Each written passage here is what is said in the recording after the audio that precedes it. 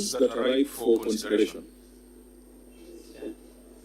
Okay, so going back to your brief, Auditor General, I do recall on 30th of March when the governor appeared, I think we asked, I don't know whether it was Senator Morgan, who asked why the county had an adverse opinion. And I think we spent a little bit of time to discuss the circumstances that led to the adverse opinion. So to avoid repeating that conversation, let us see whether the measures you put in place demonstrate that there is an improvement in financial reporting and in financial management. Let's start with the first issue on variance between the financial statements and the trial balance. Auditor General, I know you had flagged it as KIV, but let's test it, whether it's a KIV or it's an outstanding matter.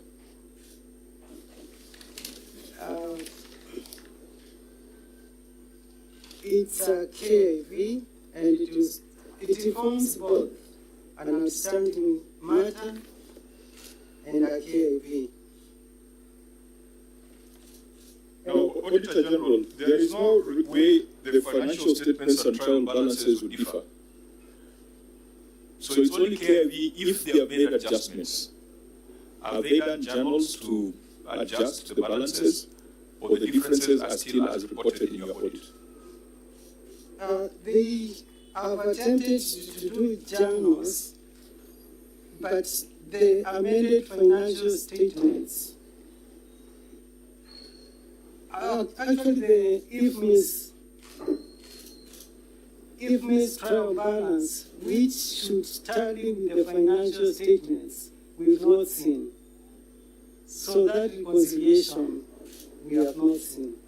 So they should be classified as not addressed, not just as a KIV. This is a critical matter. There is no way your financial statements and trial balances should differ by the variances you are seeing there of 45 million, 48 million, 172 million, 44 million, 29 million, 153 million. Auditor? Okay, sorry, Chair. The part we are recommending for KIV is the mechanism the committee recommended, like they put in place a committee which will be reviewing financial statements before they are submitted to the Auditor General for accuracy. So that committee is the one that we are seeing in KIV. We see how it is going to work going forward. But is there evidence that the committee is in place? Is there evidence by way of, are they meeting, if they are meeting, are there minutes, you know? The minutes were not provided, but I've seen now they have provided the appointing letters for the committee members. I think let's do this, because I can see the management has responded on the action taken. What we will do to ensure that there is continuity, in the management response, your observation is not there. It's just the committee observation. So I think in future, as you are preparing this, please also capture what the auditor's finding was. Then you can have the committee recommendation and then the management response. So that it's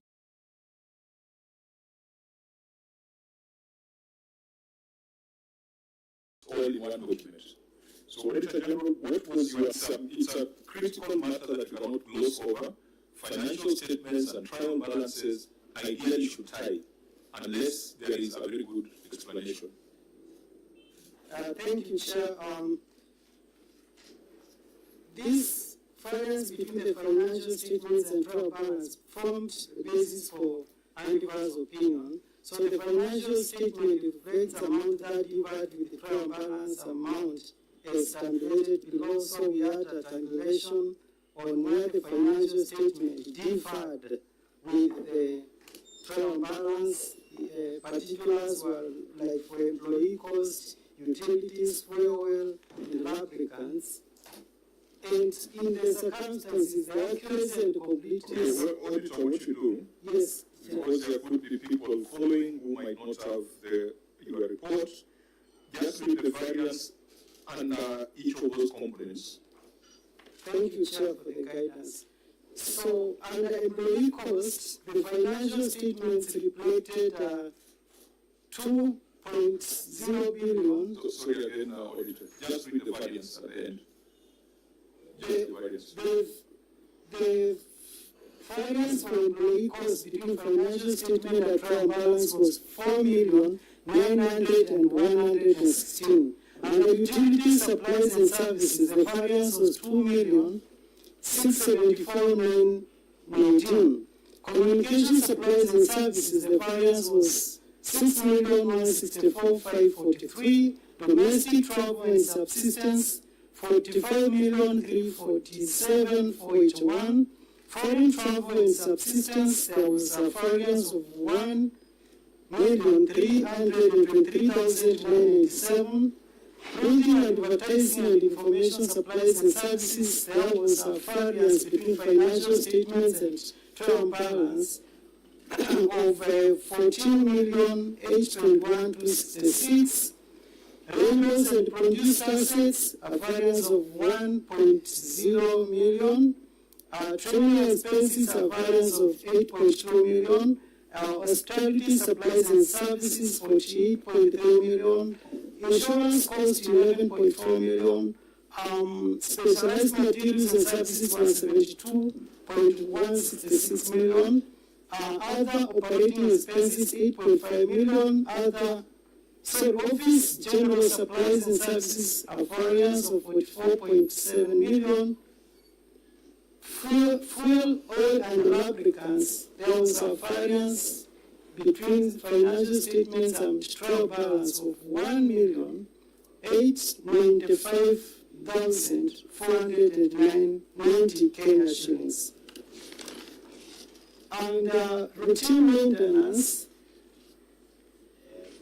and other transport equipment, there was a variance of 16,787,524. Routine maintenance and assets, a variance of 29,952,392. Cash and cash equivalents, a variance of 153,852,911. Receivables and exchange transactions, a variance of 31.1 million. And in the circumstances, the accuracy and completeness of financial statements could not be confirmed. Thank you, Chair. And again, as the clerk reads our recommendation, when you look at this, this could have been one of the key reasons for the adverse opinion. Yes, Honorable Chair. Okay. Clerk, what was the recommendation? Committee recommendations number one, I could tell Chairman with the observations of the committee, Yeah. because it deals with the recommendation. The committee observed that the financial statements contained material misstatements with a net variance of Kenya shillings 273, 112,510 from the trial balance. This violates section 68(2)B of the PFMA Act 2012. Which requires accounting officers to ensure that financial and accounting records comply with the Act. Management's justification of its misconfiguration and Apperas, cash versus Apperas accrual does not excuse the failure to maintain accurate and verifiable records. The preparation of an alternative trial balance outside IFMIS undermines the integrity of the financial reporting system as required under Regulation 1.1 of the PFM, County Government Regulations 2015. The committee therefore recommended that the accounting officer shall ensure future financial statements are prepared in strict compliance with IPSAS approval and reporting the reporting format prescribed by the Public Sector Accounting Standards Board as mandated by Section 194 of the PFMA 2012 and Regulation 114 of the PFM County Government Regulations of 2015. Number two, that the National Treasury shall within 60 days of adoption of this report submit a roadmap to the Senate for reconfiguring IFMIS to fully support accrual-based reporting as required under Section 12(1)E of the PFMA 2012.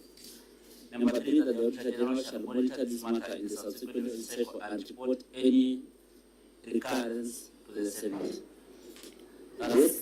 So those are our observations and recommendations. What is the management response on the current status?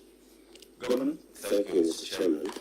On the response, the management takes note of the committee recommendations. A, the management has taken measures in ensuring that an approval format of the reporting template has been circulated on time for formalization. B, the management has also put on measures like establishing a two-level financial statement review. A, by the Financial Statement Review Committee, and B, by the County Audit Committee. C, consequently, the Financial Reporting Unit was constituted and the newly deployed officers are on a continuous capacity building on financial reporting.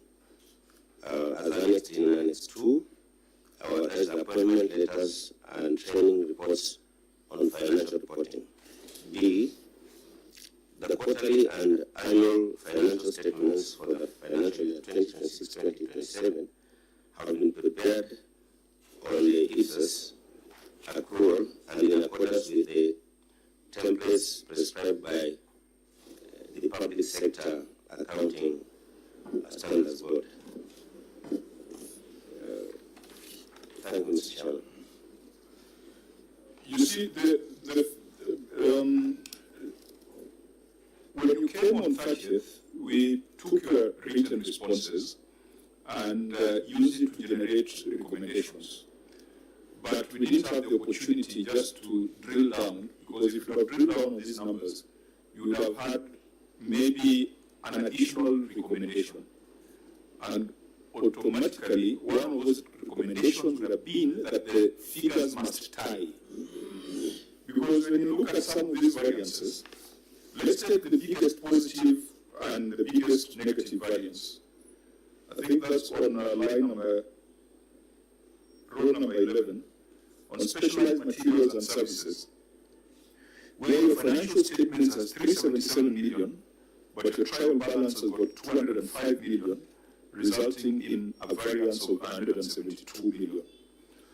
Someone reading this without having further information would conclude that you over-reported your expenditure under specialized materials and services, that you actually spent 205 million, but reported you spent 377 million. Where is this 172 million, Governor? Where is it? How do you close that gap between what is in the trial balance and what was in the financial statement? It's a huge, huge variance of 172 million. What is that explanation?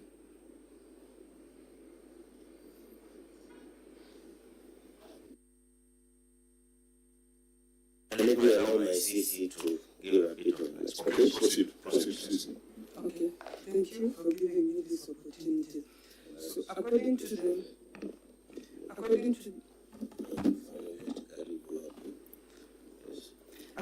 the financial statement and the trial balance are extracted from IFMIS.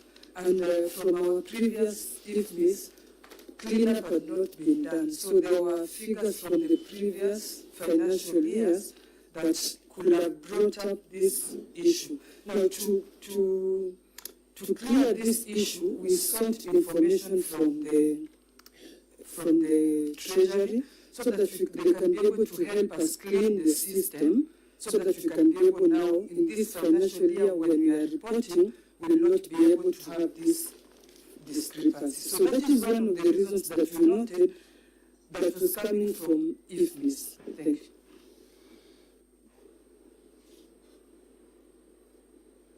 National Treasury, I'm looking at you because you're looking at the officer.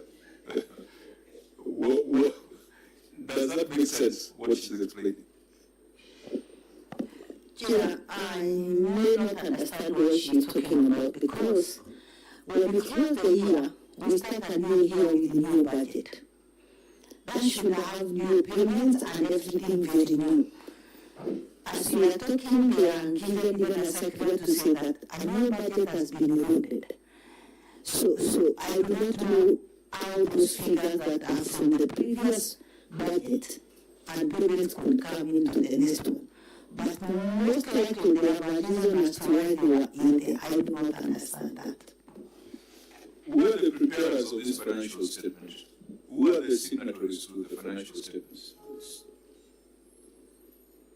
Mr. Chairman, traditionally, it is the chief officer who is the signatory to this, with the most experienced technical person within the department. So I can see it was signed by Mariam Bunu, Chief Officer of Finance, Yes. present, Yes, she is present, Chair. and Tola Yusuf, Director Accounting Services. Is Tola Yusuf present? No, Tola Yusuf is not here, but the chief and the rest of the staff can represent him. Why isn't Tola here? And it is Tola's ISPAC number that has been used on the financial statements. Chair, Tola is aware. He is very well.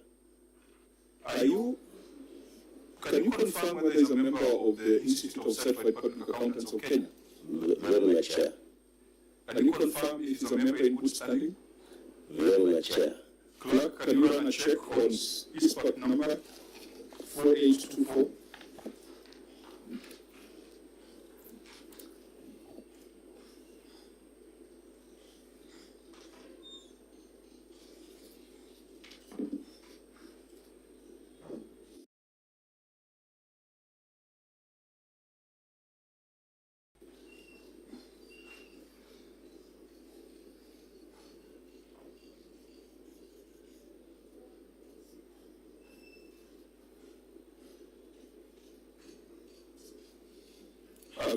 I think it's very quick to do it on the ISPAC website. We used to have an ISPAC representative sitting here, so it used to make it very quick.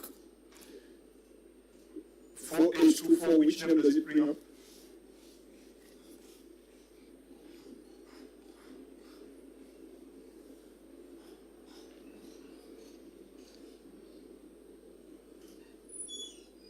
As the clerk goes through the number, or looks for the number at the website of the ISPAC, I'm looking at your Annex 2, Governor. I'm not able to locate the reports, training reports or financial reporting on Annex 2. Where are they? Can you point them to us in Annex 2? The training reports. Because what I'm seeing here is appointment into financial reporting unit. Where are the training reports? Did the training actually take place?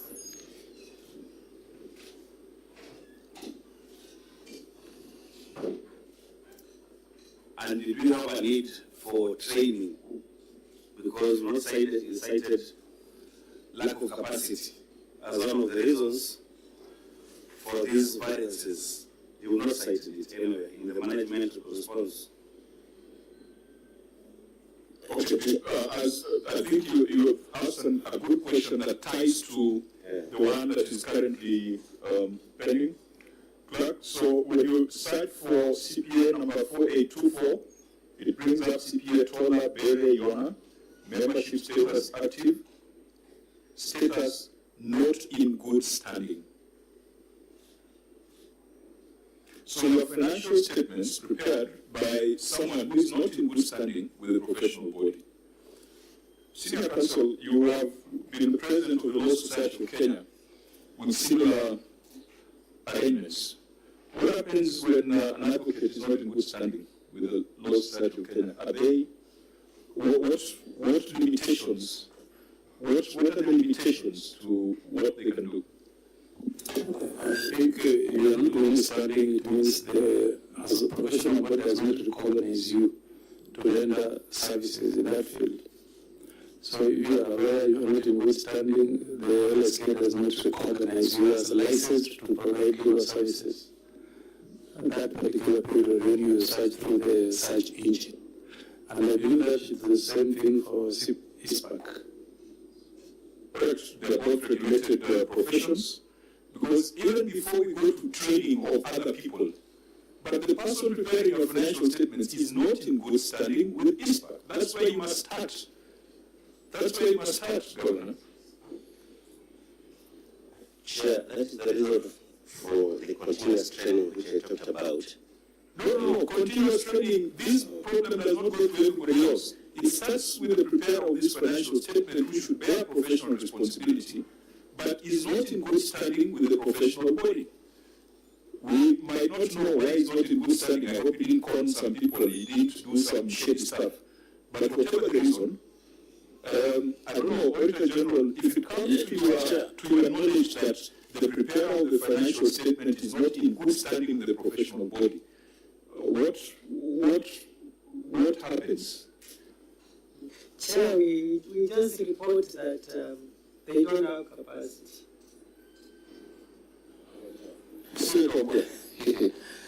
I think in simple English, what that means then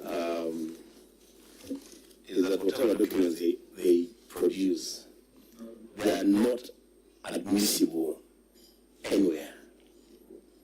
That's just what it means.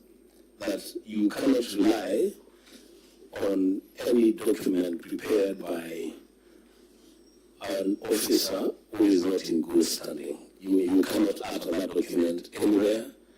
It cannot be referred to because it is null and void. That's what it means. And for the auditor, if you look at this column on cash and cash equivalents, the financial statements indicate that we have 223,946,309. But the trial balance indicates that we have 377,799,710. And that is only negative 153,853,401. In simple terms, auditor, what does that mean? It means the information contained in FMIS shows that they have more cash of 377 million, but in their books they have less, 223 million. What could be the interpretation of that data? If you have done that data, what could be the interpretation? Probably, what is likely to have happened?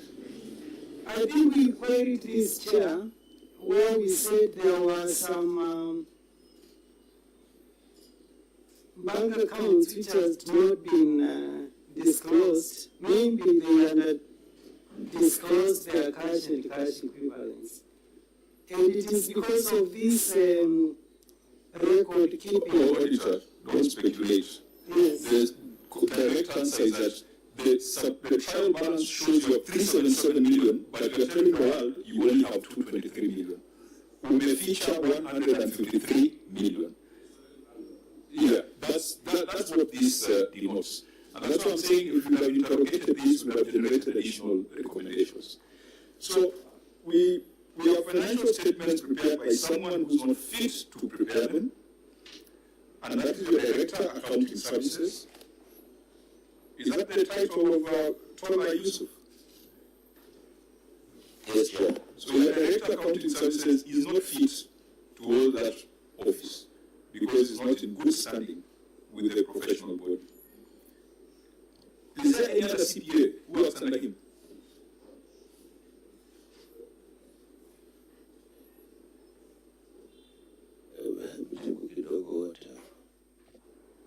Is there any other? So, because I believe the Director of Accounting Services has got some other position reporting to it.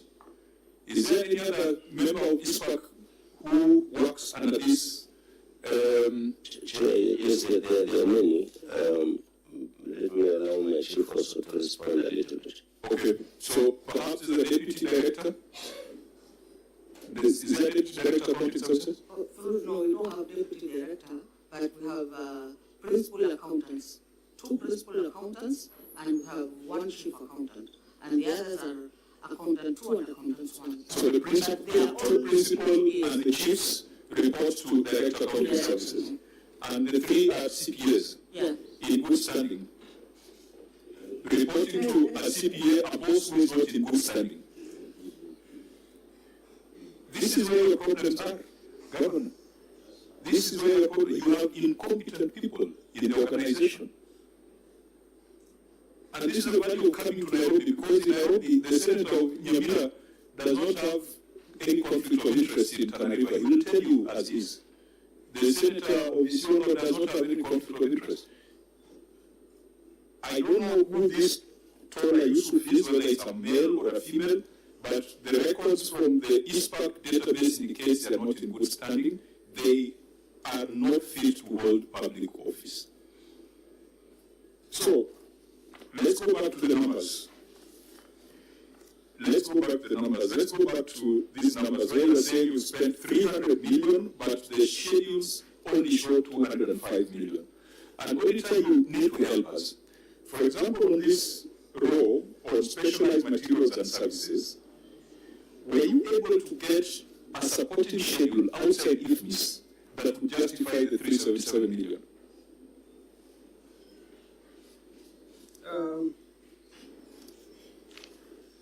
Because it's easy to say IFMIS has issues, but even if IFMIS has issues, then they should be able to demonstrate that this is actual expenditure, isn't it? This is not budget. Yes. This is money paid. So they should be able to tell you that under specialized materials and services, these are the LSOs, these are the invoices, these are the necessary documents that total to 377 million. Was that done? It was done, but the movement schedule of the opening balance to the closing balance of 377, we had a query with it, so it will. What assurance are you giving us? We cannot give an assurance, and that's where the Auditor General expressed an adverse opinion that those records cannot be relied on, even those supporting schedules. Because the movement from the opening balance, what was the opening balance, how it ended up to 377, actually some of the schedules were not prepared.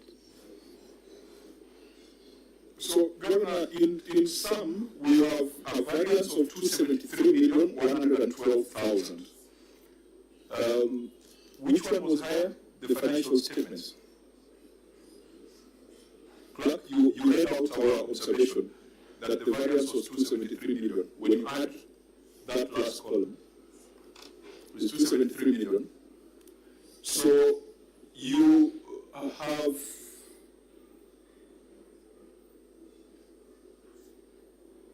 which one is higher, the trial balance or the financial statement? The financial statements. So if the financial statement is higher than the trial balance by 273 million, it means that there is 273 million unaccounted for. So beyond this administrative action training, Governor, how do we close that gap? And where is the money? Chair, the money is not lost. I think the challenge that the CC was trying to explain can be harmonized through the process of just said here, in my view. But let me allow her to also explain a little bit on how that gap can be addressed. 273 million, yeah, address yourself to that, because the numbers here, without any opinions or without any feelings, the numbers indicate that 273 million cannot be accounted for. Okay, thank you very much for this opportunity. As of now, what we've done in this coming financial year, as we've said, we've made the review committee who will be able to go through the report again so that we will capture the right opening balances for this coming financial year, which is still in process. So we'll be able to, the processes are in place so that that is the reason why we have 3 levels. We have the financial unit, the financial reporting unit, which the previous ones who were there, we changed them. Now we have a new team who will be able to look through them.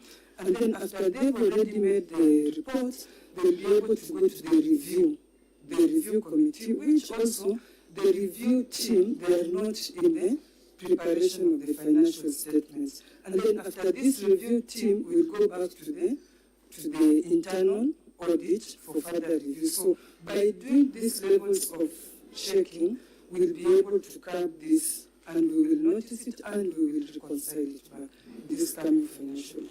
The question is, between what you spent as per the ledger and what you reported, there's a difference of 273 million. We must close it for that year. What you're saying are, mitigation in future. If that is a position, then it means we conclude that the 273 million is stolen. It's just that in future we shall correct it. So how do we close that 273 for that year? What CC has explained is how they are going to ensure that there will be greater accuracy in future. 273 million, what do we make of it? She has given us a good story of what she will do in future. Yeah, just to tell us, Secretary, auditors is indicating that probably you have stashed this money in some accounts somewhere, some bank accounts. That's why there's these variance here. Would that be the explanation? So that we cut the story short. Sure, allow my chief officer also to. Now it is one to the left. To the right. To the right. Okay. Yeah. I hope it's going to apart and Okay. Since it's surrounded by ladies, I believe that they are strong ladies and ladies of integrity. Okay, proceed. Through the chair, we need to do some reconciliation on the self-reporting units, because there are some transfers which we do to some funds, which at the end of the financial year, they do their own reporting and they are being audited separately. We need to do that reconciliation, and that 270-something million is something lying in those self-reporting units. Should have been made, should have realized that is a problem and reported to the auditors. No, that is not, you are not answering the question that is on the table. The question on the table is 273 million. Even if you leave the 172 million variation under specialized materials and services, look at the variation under insurance cost.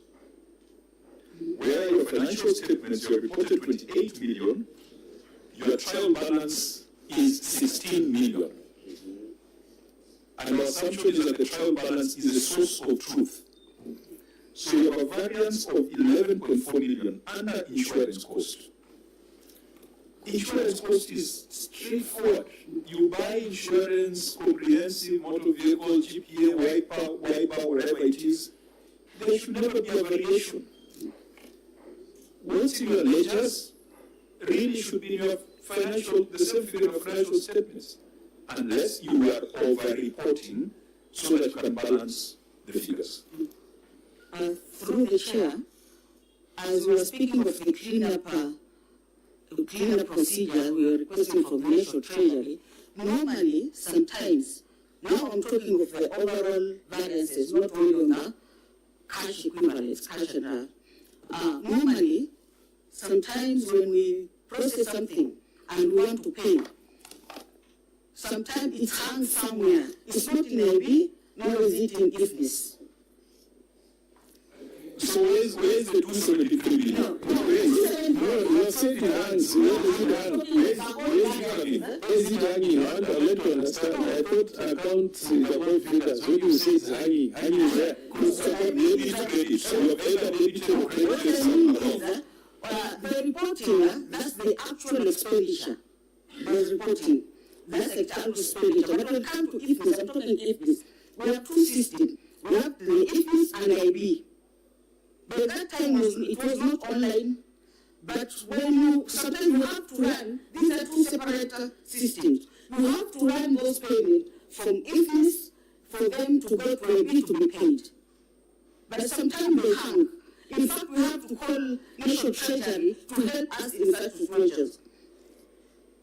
For example, right now, we are on the 16th of July.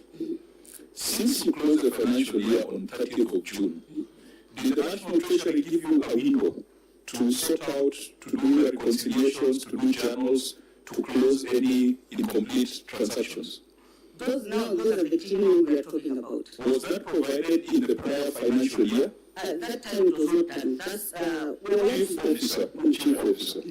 You are the 47th county we are dealing with. So you have experience with 46 others. That's why I'm asking, today on the 16th of July, from 1st of July to 15th of July, the Treasury gives you a window to update your transactions in IFMIS, to do your journals, to do your reconciliations. That window was available last year. It was available in the prior financial year. It is not a new creation. Treasury, am I telling my own stories? Chair, apart from the window for clearing and paying for the 5-10 days that are given by Treasury up to 15th July, statements are prepared by 30th August. During this period after the closure of the year, you have all the time to make the journals and ensure that your figures are correct. So the clearing is not even done in the 15 days. It is done after the closure of the year. When you get the issues that were not either cleared or they are not paid, that's the time you are given even a chance by Treasury to void and give the reason why you are voided. So these things I don't think they should be hanging unless there was another problem with their system, their system that other side. And there's only one IFMIS for avoidance of doubt, or is there an IFMIS for Tana River that is different from the IFMIS for Honolulu? No, IFMIS operated by the NDS, the national government, the same one operated by the county government. So the workflows are the same? The same. The functionality of the modules is the same? The same. The integration is the same? The same. Senator Ongua. You know, Chair, the Chief Officer has introduced a very interesting narrative, and I wish you would have given her time to run with it so that we also understand. Because what I understand us to be saying is that at the time of the audit, Chief Officer, you may want to hear this because you are the one with the story. Order, Chief Officer, there's a matter that is being addressed. So my understanding is that what the Chief Officer is saying, that at the time of the audit, the auditors came to Tana River at a time that some money was hanging somewhere, I don't know where, and it's so much that almost on every account there is money hanging. So after the money has been released from where it is hanging, we don't believe it must have been released from where it's hanging. Are we able to trace it now? If you went there and you find out the money has been released, it has gone where it was supposed to go. Chief Officer? Okay, through the chair, that's what I was saying. The issue of cleanup is to get those, and not that they have been paid. The moment something hung, it's not paid, but it's a transaction hanging. That's why I'm saying the actual expenditure in the payment, that is the IB record, whatever, whether it's a IB or if we have any self-reporting unit and they have commercial bank, those are the actual expenditures. But whatever is in IFMIS not paid, that's not part of that expenditure. Not unless it's because of the accrual, it's accounts payable. Excuse me, when the system brought you that there is an error, No, what I was saying is somehow. what you have just told us, when the system, the IFMIS system itself, Treasury is here, would it prompt you that there is an error? No, it's only that you run something to IB, the requisition is there, you want to pay that something from IB, but it's not reaching IB. That happens, Madam Treasury. That happens. Chair, let me raise this. IFMIS, the IFMIS data is done by IFMIS system. Trial balance is still produced by IFMIS. IMB is a separate system for payment into the bank. So it doesn't produce any statement at all.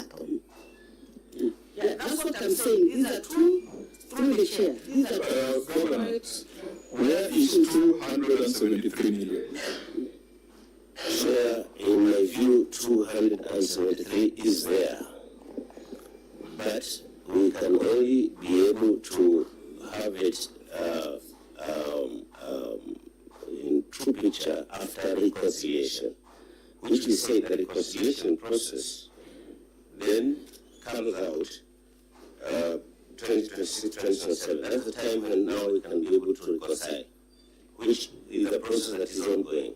So do you take the position that, do you reach the conclusion that we cannot confirm the expenditure of 273 million? Chair, you can only... And therefore, we do two things. We either ask the Auditor General to dig deeper or ask the EACC to investigate. You can only take my assurance, Chair, on this, and probably commit the Auditor General to proceed with us until it is fully confirmed. Chair, These statements were for 24-25.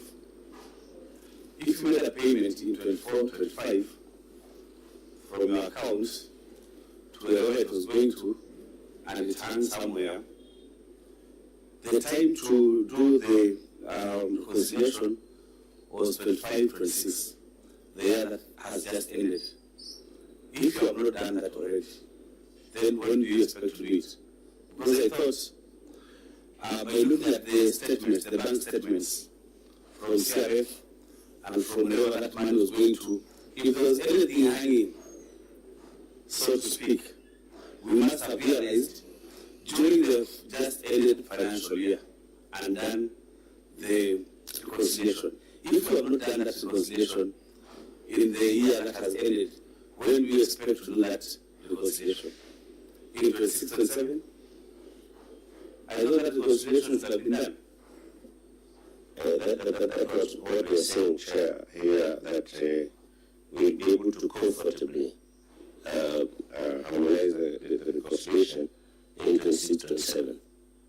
That's the assurance we're giving. now you are still going to do it with your quack. Chair, we have formed a new team, as said, but we have now these two teams here, the Financial Statement Review Committee and the County Audit Committee plus the Financial Reporting Unit. So with the new arrangement, we can comfortably now be able to handle the challenge that we have been having in financial reporting. Your Director of Accounting Services is not in good standing with the Professional Institute. He has no business directing accounting services in your county. The Public Audit Act, I think, gives Parliament the power to declare someone unfit to hold public office in circumstances such as this. And we will need to understand why they are not in good standing. Clerks will need to write to ISPAC, and before we make a recommendation to the House that this person is unfit to hold office, not just in Tana River, but any public office. We'll need to find out the reasons. Maybe it's delay in payment of subscription fees. That could be part of the reasons. But whether they've delayed or not, the fact that the database returns that status, that person is unfit to hold public office, and ideally, these financial statements ought to be null and void. Unless the Chief Officer is also a CPA. Is the Chief Officer a CPA? Yes, Chair, the Chief Officer is a CPA. Why did the Chief Officer indicate a CPA number? What's your CPA number, Chief Officer? Are you in good standing? Yes. Are you in good standing? I know I'm in good standing. You said your number is? 2519.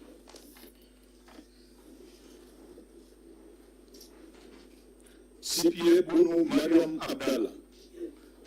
Member number 20519.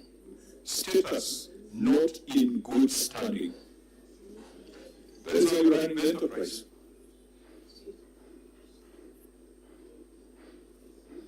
Your Chief Officer, member of this part, is not in good standing. Your Director Accounting Services, a member of ISPAC, is not in good standing. We cannot confirm how 273 million was used. The enterprise got an adverse opinion. That paints a terrible picture of financial management and financial reporting in Tana River. So instead of talking of generalities that we're going to trade stuff here and there, start with the people who are primarily responsible for these financial statements and responsible for the custody of financial records. The Senate will be sitting in... You also raise this. Cash and cash equivalent is not an expenditure. It is the actual cash and the amount in the bank. For the county to be able to reconcile this, they must get their cash book at the closure of the year that time, know how much was cash at hand, get to their bank accounts, get the total amount that was in their bank's accounts then get the total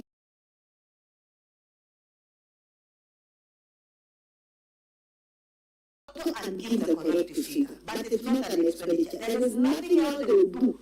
They cannot reconcile without the two. Now, the Senate will be sitting in Kilifi County from the 21st to 25th of September 2026. That will be Senate machinery. Tana River and Kilifi County, they neighbor each other. And I think to go to Tana River, the easiest way is to fly into flight. I want to propose, members, that when the Senate is sitting in Kilifi, we dedicate a day to go to Tana River, of course, to see the projects. It's been long since, actually, I don't think this committee has been to Tana River. And then we also do a more detailed inquiry on some of these issues that are before us, especially these 273 million. This one we must get an answer when we come to Tana River. And by the time we come to Tana River, Chief Officer, make sure you're in good standing with ISPAC. Otherwise, you will not be allowed to appear before us. Make sure your Director Accounting Services is in good standing. Otherwise, we will not allow him to appear before us, and we shall declare them unfit to hold public office. So we can deal with many of the issues in this report when we come to Tana River on the 21st to 25th of September. But in the limited time available, now that you have seen what the problems are, I think that conversation has exposed the governance challenges in Tana River. Maybe just to close it, do you have an audit committee now in place? An audit committee. Fully constituted? Yes. In fact, we have just renewed their contracts into the second term. An internal audit? Yes, we have. The internal auditor is here? Okay, so we perhaps will rely on your expertise when it comes to the issue of trade payables, which I want to request that we go to the issues raised by the Auditor General on trade payables, what we used to call pending bills. Auditor General, your first observation on trade and other payables is inaccuracy in trade and other payables, isn't it? Yes, Chair. Can you read your finding?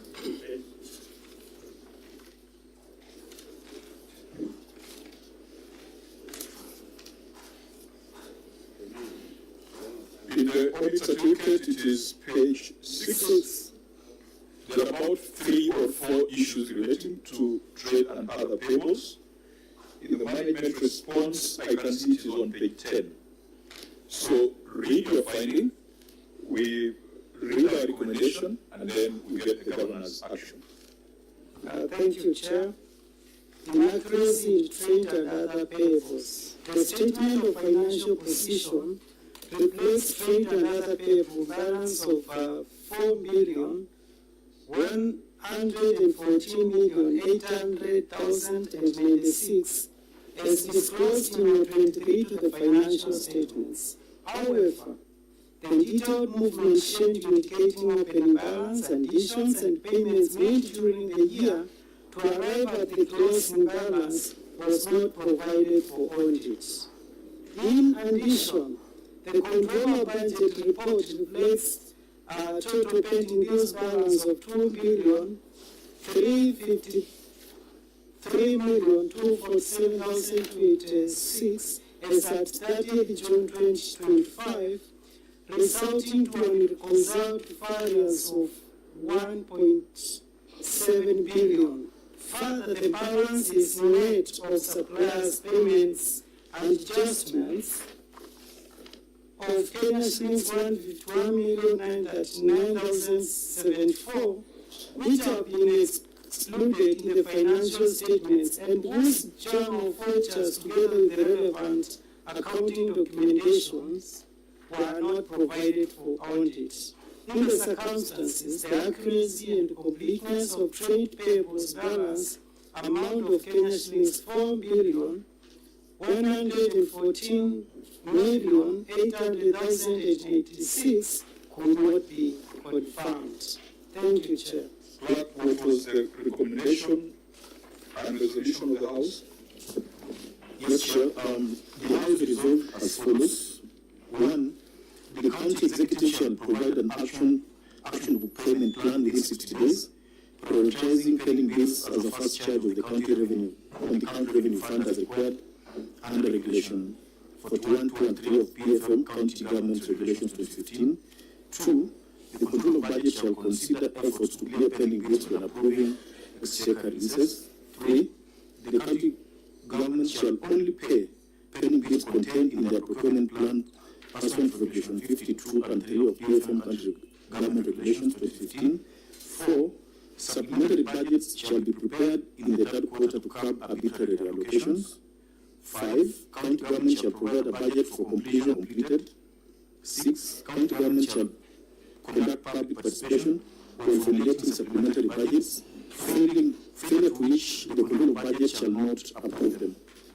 Did you read our observation? The committee observation. I think it is important that we read that. Has strengthened controls over the recording, verification, and settlement of payables to ensure that only valid obligations are recognized and paid, while safeguarding the county revenue fund. As attached in Annex 6, communication with accounting officers on validation of pending bills. B. The payment plan for pending bills was updated in June 2026 to include the additional allocations in supplementary budget for the financial year 2025-2026. Also, Annex 7, pending bills payment plan, June 2026. A payment plan for the settlement of pending bills in the financial year 2026-2027 will be developed once the financial year 2026-2027 budget estimates are approved and the allocations towards the settlement of pending bills is confirmed. C. The county executive has proposed Kenya shillings 1.2 billion in the draft financial year 2026-2027 budget estimates for the settlement of pending bills, with the aim of facilitating the completion of ongoing projects. Consequently, the initiation of new projects during financial year 2026-2027 has been kept to a minimum. The county executive is currently engaging with the county assembly to ensure approval of the financial year 2026-2027 budget estimates, which this orientation. Okay, a fairly detailed report on action taken, but it does not address the numbers that have been queried in there. I think you told us what you're going to do we are going forward. The query was inaccuracy in the amount reported. So there are three numbers: 4.1 billion, 2.3 billion reported to the control of budget, and 151 million excluded in the financial statements. Auditor General, let's start with the 151 million. In the written responses that they submitted on 30th of March, were they able to justify that amount? No, Chair. It was not explained. No. In the written responses that were submitted on 30th of March, were they able to reconcile the difference between the control of budgets figure and the figure in the financial statement? They have not reconciled. So, Governor, how do we deal with this 151 million, which the auditor says has been excluded in the financial statements, and whose journal vouchers, together with relevant accounting documentation, were not provided for audit? Where is this 151.9 million? Chair, let me allow my Chief Officer to respond to that. Okay, Chief Officer, proceed. Specifically to the 151 million, because I thought you had explained it in your written responses, but it emerges that it has not been explained. Through the chair, let me first start with the difference of 1.7 billion between the control of budget figure and that is an easy one. Let's start with the 151 million. that figure, I'm seeing it very large, that's why I need to say that. It's okay, the control of budget is here, by the way. The control of budget is here. So let's deal with your number. 151 million excluded in the financial statements, and whose JVs, together with relevant accounting documentation, were not provided for audit. Tell us about that 151 million. From our record, we had not excluded any 151, included all periods for the pending days. That's why first I wanted to start with the control of budget difference, the bigger difference of 1.7 billion. So you have responded to the 151 million. 151 million, we don't have, we disclosed everything that we paid. The auditor So I think says, we need to sit together with the Auditor General. At least we can give us that we do the reconciliation, but we disclose everything. Order, Chief Officer. The auditor says 151 million was excluded in the financial statements, and their documentation were not provided for audit. Auditor General, is that the position? At the time of audit, Chair, the imbalance excluded. Further, the balance is net of suppliers' payment and adjustments. Those are adjustments you did to the total pending bills of to arrive at the closing balance of 4.1 billion, excluded 151, which were in the opening balance of that year. So if they are excluded, what does that mean? Is it they were paid, they were written off, or they were kept somewhere waiting for resurrection in the next audit cycle? That's what I'm saying, through the chair. We'll have to do reconciliation 151 for the opening balances.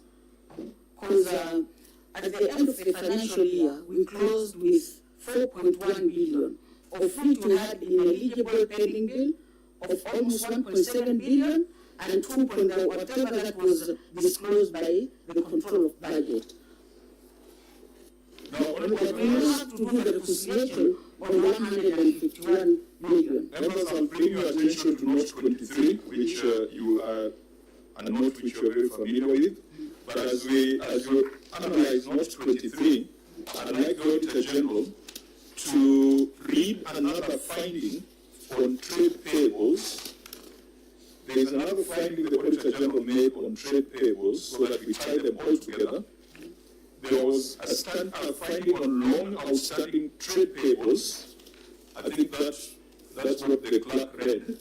that it violated the PFM regulation, which says that debt to revenue shall not exceed 20%. But then there's a matter of irregular payments or pending bills. So let me just read that so that when senators are interrogating that note, they have that in context. Irregular payment of pending bills is under report. Is that under the financial statement or that's under lawfulness? Under lawfulness, Chair. It's under lawfulness? Yes, Chair. Yeah, so can you read that finding so that we deal with these things of trade payables, Madam Chair? Thank you, Honorable Chair. Long outstanding trade payables, the statement of financial position reflects trade and other payables balance of Kenya's shillings 4,114,896 as disclosed in Note 23 to the financial statements. The county total revenue budget amounted to Kenya's shillings 8,170,325 and 23 during the year under review, translating to 50% public debt of the expected total revenue. This is in breach of Regulation 25D of the Public Finance Management of County Government Regulations of 2015, which provides that the county public debt shall never exceed 20% of the county government's total revenue at any one time. In the circumstances, management was in breach of the law. Then, Chair, if you allow, I can read that. Yeah, I think the next finding is the most substantive one. Irregular payments of pending bills. The statement of financial position reflects trade and other payables balance of 4.1 billion as disclosed in Note 23 to the financial statements. The amount is net of pending bills payment of Kenya's 662,012,881 made during the year under review. However, the payment amounting to 662,012,881 was made to suppliers not listed in the approved payment plan.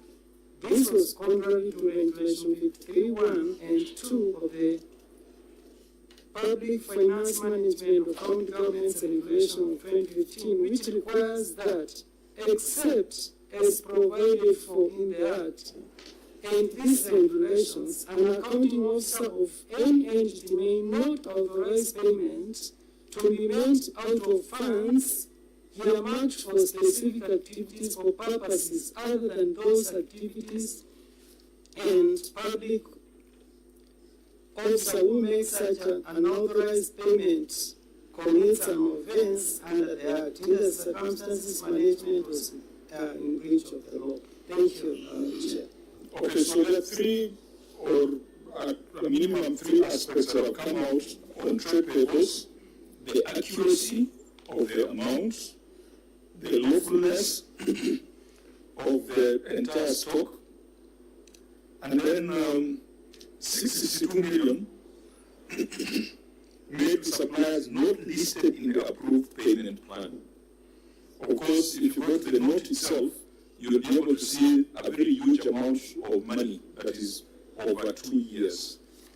So maybe we get the county's response on irregular payments of pending bills, and then the senators can interrogate.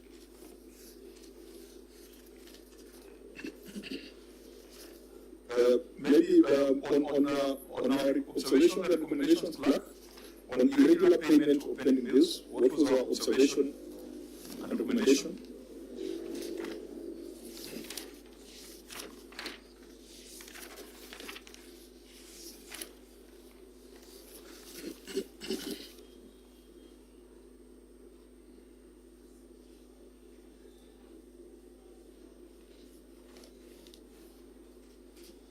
Should be on page 36 of the chairman's brief. Yes, Chairman. The committee notes that that Kenya shillings 662,001,12,881 was paid to suppliers not listed in the approved payment plan, contrary to regulations 52 of the Public Finance Management County Regulations of 2015.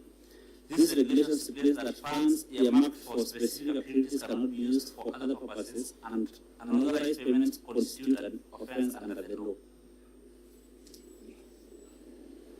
The committee recommended that the accounting officer to prepare a schedule of the paid bills not in the list of payments of the payment plan with an explanation of the critical services that would have suffered had the bills not been paid. The list to be provided to OAG and the Senate for verification within 60 days of the adoption of this report. So you have a fairly lenient recommendation to an obviously criminal matter. Governor, what's your update on that matter, on the action taken? Chair, the management has noted the committee's recommendation on the payment of pending bills, that a schedule of the paid bills not in the payment plan be prepared with a justification. All payments for pending bills follow the payment plan that is shared with the controller of budget. Thank you, Mr. Chairman. Senator Moromo. So we need really to know why that law was breached. Why we paid pending bills which are not in the payment plan. I think that is important because there was just breach of law. And you know the officers who did that. What did you do to them? You know, was there an administrative action? Or should we pay outside a payment plan which you have done yourselves? Because this might end up tying to the issue of voiding. Yes. And we made it clear in my recommendation that you must provide that list of the 662 million within 60 days, not after 60 days. So within 60 days means today. Where is the list? Chair, allow me to allow the Chief of Staff to respond to that. First of all, Auditor, were you provided the list of this 662? Yes. It was there, but it did not indicate the critical services as recommended by this committee, which would have served. Because you said they needed to explain the critical services that would have suffered had the bills not been paid. Yes. That is notwithstanding the fact that this is an offense, control of budget. How does this work, that a county can pay pending bills outside the payment plan? I mean, how does the system allow that to happen to the tune of 600 million? I think what happens when money is approved, they bring a list of suppliers that are supposed to be paid. So now when the money is released, that's now when they go and change the list of who gets paid. Maybe the other question. That one has been happening a lot. Not only this county, for many counties. But now I understand the central bank is working on that. Maybe in future this will not be able to happen. But it has been happening a lot. They bring a list of like 50 million to pay like 1 to 10 suppliers. Then when we release the money, they go and change the list. So it has been a norm in counties. This is not the only county. Maybe share what I want to ask is the control of budget. Is it possible for the control of budget to allow payments of money outside the payment plan? What happens with counties? Is that a legal requirement that you must approve the payments? Okay, let me explain. So for us to approve any money to be paid to any supplier, we have two lists. There is what we call pending bills, universe, and then there is what we call the pending bills payment plan for the specific financial year. So now when the county brings a requisition, for us to be able to approve, those suppliers have to be in the payment plan. So now that is when we can be able to release the money. So now what has been happening, the list is brought, we check from the payment plan, we release the money, but now at the payment level, that is where the problem has been. Let me understand this. Assuming I've got legal services from Omogeni and Company Advocates and from Chirage and Company Advocates, the requisition to pay Omogeni 10 million, you approve. Then they pay Chirage and Company Advocates. That's what you're describing. That's what I'm saying. So what happens to Omogeni's debt, which you already approved? Will they come and requisition it again? No, because the list is too huge, and they don't have enough money to pay all the suppliers. So they can do what we call cherry picking. They can cherry pick other suppliers. In this instance, will Omogeni ever be paid? Not unless now he notices that he was not paid, and he comes to us and launches a complaint with us. Then 10 million is not, well, okay, for him 10 million is not much, but for somebody else, you will notice that 10 million didn't come. So when he lodges that complaint, what happens? The money had already been approved. Yes, when he comes to us and launches the complaint, the controller will hold money for the county until that supplier gets paid. So we'll tell them, for you to be able to approve your money, you have to bring a requisition with that supplier's name to be paid. Yet it had already been approved. Yes, of course, but when it is paid and it's diverted, then there's no action, there's no recommendation for criminal sanctions when that arises. Now that one is it's left at the controller now to decide on our legal team. No. We are abetting crime. You're saying things that are very interesting. So, if requisitions and he is paid, you're saying you can come later and requisition again. Actually, it's a breach of law. But now that is why one of our functions as the control of budget is to do mediation in case of such cases. I mean, if requisition somebody else was paid, it's a clear breach. What is that?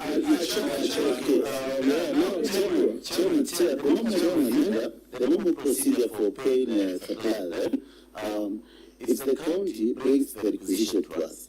And at the beginning of any financial year, you will bring two lists to us. One is the pending bills, the universe list. The second one is the payment plan. So when we are approving a requisition to pay the suppliers, you have to bring a list of the suppliers whom we check from the payment plan. Then we are able to release the funds. So when the funds are released to CPK, from that time, it is not in our control. It is at the county. It is the county which decides who to pay. But for us, we do the approvals. They can decide who to pay. You have already told them we have approved you to pay A, B, C. That is it. And then there is a list they bring we call EFT, which they have uploaded the suppliers in IFMIS. But now the payment where they make the final payment, this is where this one happens. But now there is a procedure that is ongoing with the CPK to be able to cap this. Sir, just using the reason, your example of Omogeni and Chirage, why account with requisition to pay Omogeni and then pay Chirage? Sometimes it's because Chirage is having a fictitious bill. A bill that can easily be constructed fictitiously and pay. Otherwise, if the Chirage's bill was okay, was legit, then the county should have a requisition for Chirage. Let's qualify that because someone can cut that part and say that Chirage's bill is fictitious. It's just we're just using an analogy. We're not imputing any improper motive on Senator Chirage. I don't know. to be reactive. You have drawn this to our attention, and the yes is easier. What's your take? Through the chair. Breach of law, that's again an avenue for big fraudulent payments at counties. Because what you are telling us is the system of you holding governors somehow accountable, no, they are paying, is being breached. They can pay people who don't even know as a control of budgets. So what are you doing as ESCC? Thank you so much for that. My reaction would be, as per the ASECA, when we pay for the payments not planned for, that is a breach of law. Engaging in a project without prior planning, it's against the law, and yeah, this is a matter that should be investigated. Thank you. Is there a case there of obtaining funds through false pretenses? Of course. Yeah, I think you can have a very long charge sheet on this particular matter. Yeah, did you listen? He says these are recurrent problems. Is that what you said? Yeah, so unless ESCC, as we don't have the powers you have, unless you move in to do something, we are subjecting some maybe honest business people at counties who may not be able to engage in some other dealings to a lot of pain, and giving room to government. Maybe the ones who are paid are the ones who get paid to share the money, the way Senator Maruma was saying. A fictitious claim, processed quickly paid, and money is shared. I hope ESCC can do something. Now, Controller, who is this who changes the payment details once you have already approved? Let's be specific. Who has that power? Who has that right in the system? It is now from the county side. Go now for us. What is that? Because there's a user. These changes, are they done in the system or they're done manually? I think that is at the CPQ level. Who is that user? Let me list this. Yes. Approval by the controller of budget is done manually. So when they bring the approval of those payments, the controller approves them. But what will be done there, he may or she may not have the leeway to know what will be paid. But to her side, she has the view that what I approved was in the plan. Who is the user with the rights to upload with amendments? Chair, this is not a problem. It is at least that it's blocked. When they have shown me the controller their money in the CRF. So when the money gets there, the controller will think what has been given to her is what will be paid. But they are aware of changing those things and pay somebody else. So I'm asking, is it the governor? Is it the CEC? Is it the chief officer? There's someone with that right. Those rights, I think they lie with the chief officer. Chair, let me add him. As a response, the law is based on the Where